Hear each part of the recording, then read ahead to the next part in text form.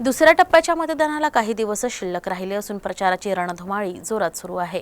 21 एप्रिलला अकोल्यात भाजपचे उमेदवार अनुप धोत्रे यांच्या प्रचारासाठी उत्तर प्रदेशचे मुख्यमंत्री योगी आदित्यनाथ यांची सभा आयोजित करण्यात आली होती। मात्र योगी आदित्यनाथ यांनी या सभेला पाठ दाखवली आहे। अकोल्यातील अकोला क्रिकेट क्लब मैदानावर होणारी त्यांची सभा रद्द करण्यात आली आहे। दुसऱ्या टप्प्याच्या मतदानाला काही दिवस शिल्लक आहेत आणि प्रचाराची रणधुमाळी जोरात सुरू आहे। 21 एप्रिलला अकोल्यात भाजपचे उमेदवार अनुप धोत्रे यांच्या प्रचारासाठी उत्तर प्रदेशचे मुख्यमंत्री योगी आदित्यनाथ यांची सभा आयोजित करण्यात आली होती। मात्र योगी यांनी या सभेला पाठ दाखवली आहे।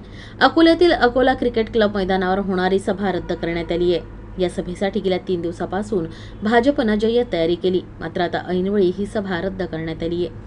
भाजप उमेदवाराच्या प्रचारार्थ अद्यापही भाजपचे कोणतेही मोठे नेते अकोल्यात आले नाही। हे विशेष, योगी आदित्यनाथ यांची ही सभा कोणत्या कारणाने रद्द करण्यात आली याचं उत्तर अद्याप भाजपकडून मिळू शकलेलं नाही।